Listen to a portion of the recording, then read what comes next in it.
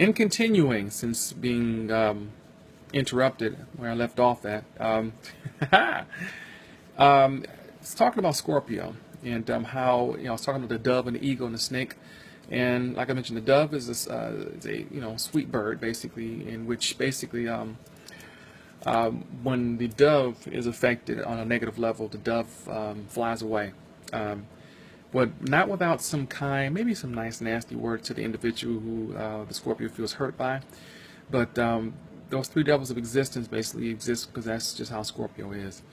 They're deep no matter how it goes. But as far as how they act and how they are, the dove, of course, naturally is going to be sweet on the individual and be very loving and caring, whatnot, as far as that is concerned. But very possessive in their own way. However, if that individual does not want to be possessed, if you will, then that scorpion will vacate the premises, so to speak. The eagle, which of course also has wings, also has claws. So it's one of those things where if you hurt a scorpion on that level, basically, or somehow deter a scorpion, basically, from being with you or what have you, they'll leave, but they'll leave a mark on you, so to speak, to let you know that you could have had it all, or you could have you could have had the best with me, what have you, but instead, whatever, you rejected me, or for some reason it didn't work out. So they're gonna, in a sense, almost the claws of an eagle, or the beak of it, or the sharp beak of an eagle, if you will, kind of like leaves a mark, like just something to remember me by. Then you have the snake. And I'm sorry, by the way, the eagle is usually born roughly the first part. That's how I would interpret the eagle.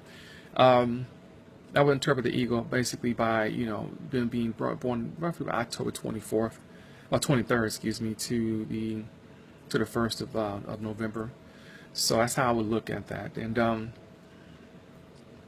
the stinger, or the snake of the scorpion family, if you will. The snake, which we born under the deacon of Scorpio Cancer, I think would be the main one that you really want to watch out for, as far as if you have to hurt them or disappoint them. They're the kind of people that would leave marks on you, but won't be completely done until they feel that you have marked up. Almost like instead of the eagle leaving the claws and the beak injury, it's almost like kind of like a description that I read before about scorpion energy sometimes, whereas someone kind of ties you up, excuse the graphic nature, but where someone ties you up, but figures, you're going to stay with me forever. You hurt me, but I'm going to make sure you feel it, the same hurt that I feel.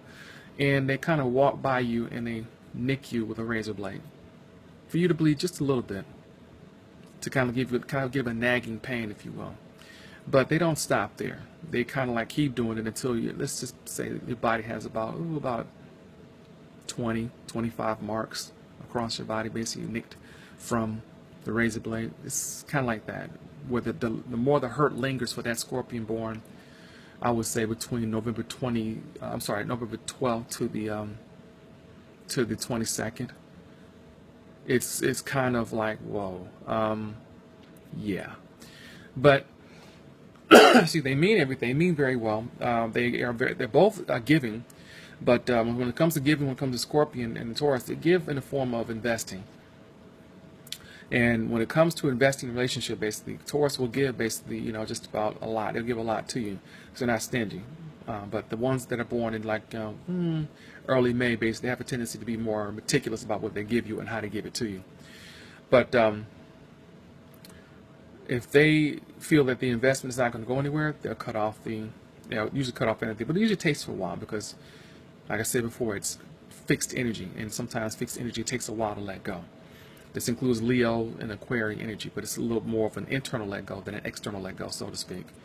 But other than that, Scorpions, if they have to let go, the attitudes, I'm not going to let you go without actually doing something to you first for you to remember me by, in the form of, once again, to equate the kind of hurt that you placed on me.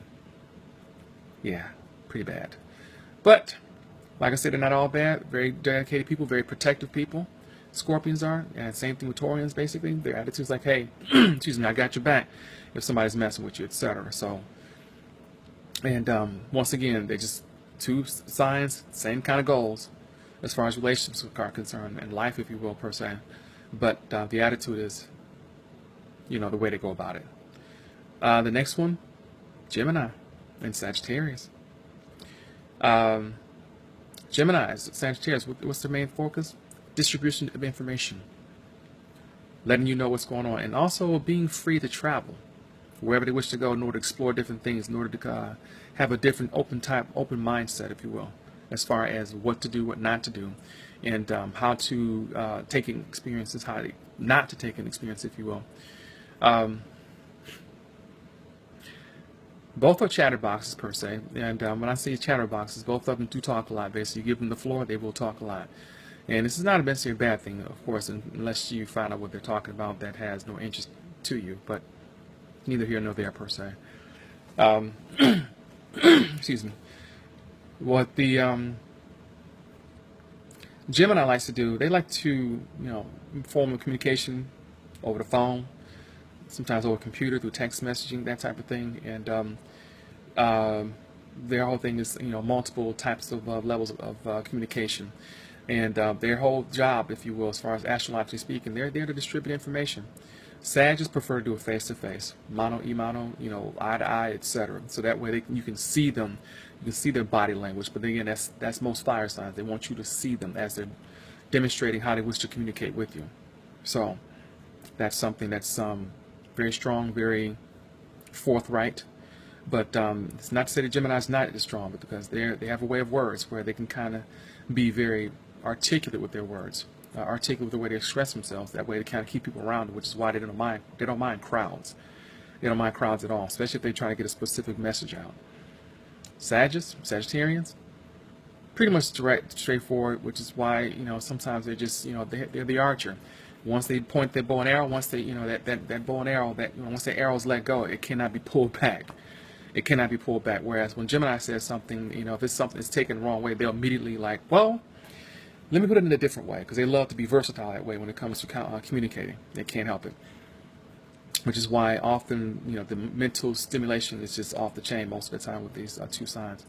Because they can enlighten you in many different ways, or they can insult you in many different ways, depending on the intelligence level, of course. Sometimes, if the intelligence level is not there, Sagittarians don't have the patience to deal with you. Whereas Geminis, if they see a lack of intelligence, they'll work with you here and there, basically. But in some cases, it's